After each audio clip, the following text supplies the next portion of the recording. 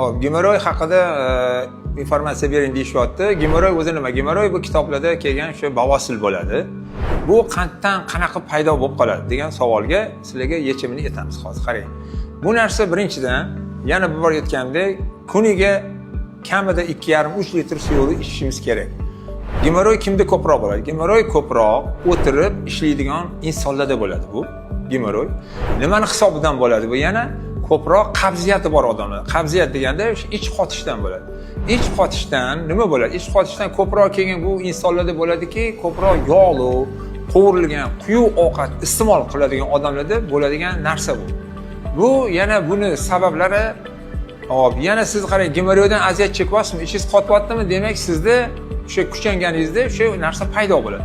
Bu mayli, bu tam narujniy gemoroy deydi, misol uchun ichkarida bo'ladi. Bu yana sizni ichagingizda ham sekin-sekin yara paydo bo'ladi.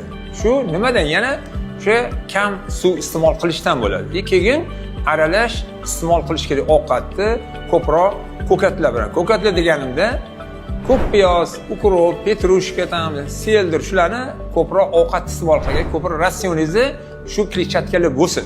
Shundagina aralash bo'ladi, ichingiz qotishiga yo'l qo'ymaydi.